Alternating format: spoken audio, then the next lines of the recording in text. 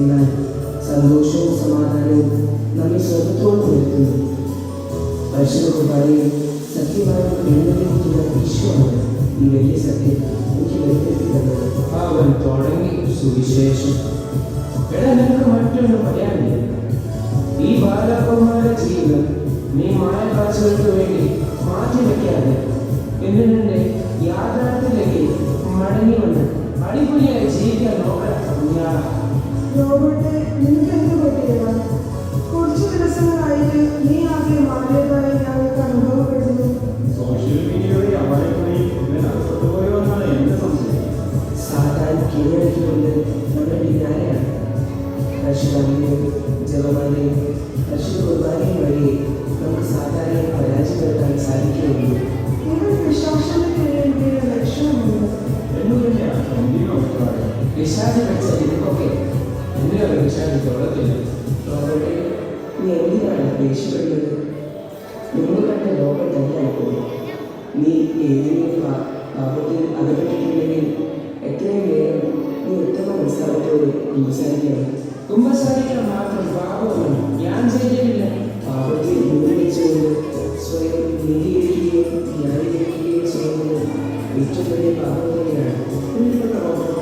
നീ കാവുവാക്കുന്നതോടെ എത്രയും വേഗം വൈകിക്കാൻ ശ്രമിക്കുന്നു. പ്രിയ കൂട്ടുകാരാ, നിങ്ങൾ പറയുന്നതിനനുസരിച്ച് തെറ്റിൽ വീണാൽ കടത്തിയേക്കാൻ ശ്രമിച്ചില്ലെങ്കിൽ തെറ്റിൽ വീഴുന്ന നശിക്കുകയുള്ളൂ. പോയി കുമ്പസാരിക്കണമാണ്. കുമ്പസാരം കുമ്പസാരം കുമ്പസാരം എന്നെ നിങ്ങൾ കുമ്പസാരിക്കണ്ടേ? ഒരു മാസം പോലെ ആയില്ല കുമ്പസാരിച്ചിട്ട്. ഒരു കൊച്ചു പാപം പോലും മനസ്സിൽ വെച്ച് ആരംഭിക്കരുത്. അതിനെ അപ്പോഴേ നിർത്തേണ്ടത്. അതിനെ ആഴ്ചയിൽ ഒരിക്കൽ കുമ്പസാരം നിർബന്ധമായി പ്രാർത്ഥിക്കുന്നു. നീ വർഷം പാപ്പായതൊക്കെ അതിന് ആഴ്ചയിൽ 1-2 പ്രാവശ്യമാണ് കുമ്പസാരിക്കുന്നത്. അതിന് നമ്മൾ റോമിൽ പോകേണ്ടേ? നീ കാർലോയെ നോക്കിയാൽ മതി. 7-ാം വയസ്സിൽ വിശുദ്ധ കുർബാന സ്വീകരിച്ച് ഇവൻ അന്ന് മുതൽ ഇന്ന് വരെ ഒരു ദിവസം പോലും കുർബാന അർപ്പണവും കുർബാന സ്വീകരണവും മുടക്കിയിട്ടില്ല. എല്ലാ ആഴ്ചയിലും കുമ്പസാരിക്കുന്നുമുണ്ട്. ഞങ്ങൾക്കൊക്കെ ഇങ്ങനെയാണെങ്കിൽ നിനക്കെന്തുണ്ടായിരുന്നു? നീ പാപത്തിൽ നിരോധിച്ചിട്ടുണ്ടെന്ന് അതിൻ്റെ ഗുണം പറയുന്നുണ്ട്. ഈശോ വേദനിപ്പിക്കാതെ വേഗം പോയി കുമ്പസിച്ച് വിശുദ്ധീകരിക്കുകയാണ്. എന്നോട് കുമ്പസാരിക്കത്തെ കുറിച്ച് പറയുകയാണ്. എന്റെ അടുത്ത് ഞാനിനി വരികയില്ല. Good bye. അങ്ങനെയെങ്കിൽ ഒരിക്കലും നീ ഇനി എൻ്റെ അടുത്ത് വരേണ്ടി വരില്ല. പ്രിയ കൂട്ടുകാര, അന്ത്യകാല സമയത്ത് ഈശോയെ ഉപേക്ഷിച്ച് അന്ധകാരത്തിലേക്ക് പോയി വന്ന യുവദാസിനെയാണ് ഞാനിപ്പോൾ കാണുന്നത്. ഈ ജ്വാലയിലേക്ക് സ്വയം ചാടുന്ന ഇയാൾ കാറ്റുകളെ പോലെ ചില ആത്മാക്കൾ അതുകൊണ്ട് നരകാഗ്നിയിലേക്ക് ചാടുന്നു. വരും, നമുക്ക് ചാപ്പലിലേക്ക് പോകാം. ദിവ്യകാരുണ്യനാഥനെ ആരാധിക്കാം.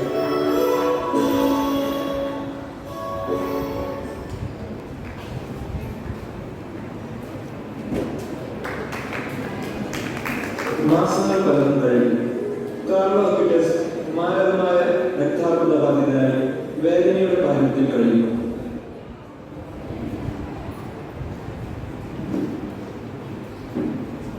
ജീവിതം മായയാണ് സുഹൃത്ത്, വെറും മായ. നിത്യസത്യമായ സ്വർഗീയവാസം അത് മാത്രമാണ് നമ്മുടെ പ്രത്യാശ. കാർലോ, നിന്റെ തീവ്രവേദനയുടെ നിമിഷത്തിൽ വലിയൊരു ദുഃഖവാർത്ത നീ അറിയിക്കുന്നു. നമ്മുടെ റോബർട്ട് യുവദാസിനെ വീണ്ടും ഞാൻ കാണുന്നു. കുമ്പസാരത്തിൽ പരിശുദ്ധ കുർബാനയെ തള്ളി വന്നു പോകുന്നതിനെല്ലാം സാത്താൻ ഇരുകരങ്ങളിൽ നീട്ടി സ്വീകരിക്കുന്നു. അവനെ തിരിച്ചു പിടിക്കുക അസാധ്യമാകുമെന്ന് എനിക്കറിയാമായിരുന്നു. ഈശോയെ പോലെ ഞാൻ അത്യധികം വേദന സഹിക്കുന്നു. ഓരോ ആത്മാവിന്റെ നാശവും ദിവ്യകാരുണ്യനാഥന്റെ ചാർന്ന് തകർക്കുകയാണ്. അതുകൊണ്ട് നിങ്ങൾ ഉപവസിച്ചും പ്രാർത്ഥിച്ചും പരിത്യാഗങ്ങൾ ചെയ്തും ആത്മാക്കളെ രക്ഷിക്കാൻ വേണ്ടി നിരന്തരം പ്രാർത്ഥിക്കണം.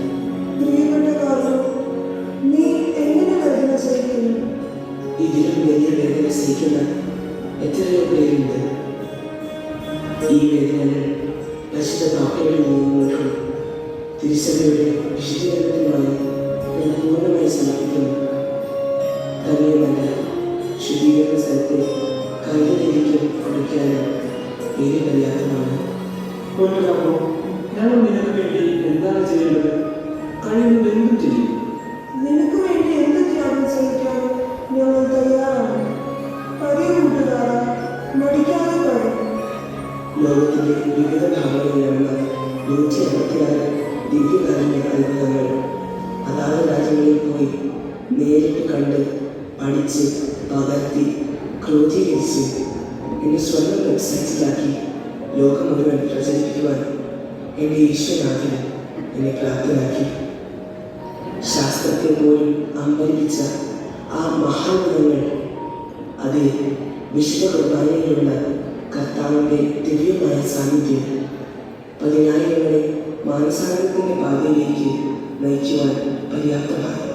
ഇതെല്ലാം ഞങ്ങൾക്കറിയാം. എൻ്റെ ദൗത്യം ഞാൻ പൂർത്തിയാക്കി. ഇനി നിങ്ങളെ ഞാൻ ഇത് പരിഗണിപ്പിക്കുന്നു. ബാലകന്മാരെന്ന ജനങ്ങളെ ഈശ്വരന് വേണ്ടി ശുശ്രൂഷ ചെയ്യുവാൻ, ആധുനിക മാധ്യമങ്ങളെ പ്രയോജനപ്പെടുത്തുവാൻ, അതിനുവേണ്ടി മാത്രം സമയം വിനിയോഗിക്കാൻ അവരെ നിങ്ങൾ സജ്ജരാക്കണം. സോഷ്യൽ മീഡിയയുടെ അപായ ചുഴിയിൽപ്പെട്ട് നശിക്കാതിരിക്കാൻ ഓരോരുത്തർക്കും നിങ്ങൾ മാർഗനിർദ്ദേശങ്ങൾ നൽകണം. ഞങ്ങൾ ഈ ദൗത്യം ഏറ്റെടുക്കുന്നു. ഞങ്ങൾ നിന്റെ പാത പിന്തുടരുന്നു. എനിക്ക് തൃപ്തിയായി, പ്രത്യാശയോടെ ഇനി എനിക്ക് യാത്രയാവാം. വിശുദ്ധ കുർബാനയർപ്പണവും ദിവ്യകാരുണ്യ സ്വീകരണവും നിങ്ങൾ ഒരിക്കലും മുടക്കരുത്. ഓരോ പരിശുദ്ധ കുർബാനയും സ്വർഗത്തിലേക്കുള്ള ചവിട്ടുപടികളാണ്. എത്ര പ്രാവശ്യം ദിവ്യകാരുണ്യം സ്വീകരിക്കുമോ അതിനനുസൃതമായി നമ്മൾ ഈശോയോട് അനുരൂപരായിത്തീരുന്നു. അതെ, നമ്മൾ ഈശോയെ പോലെ ആയിത്തീരുന്നു. ഈശോ എൻ്റെ ദിവ്യകാരുണ്യനാഥ.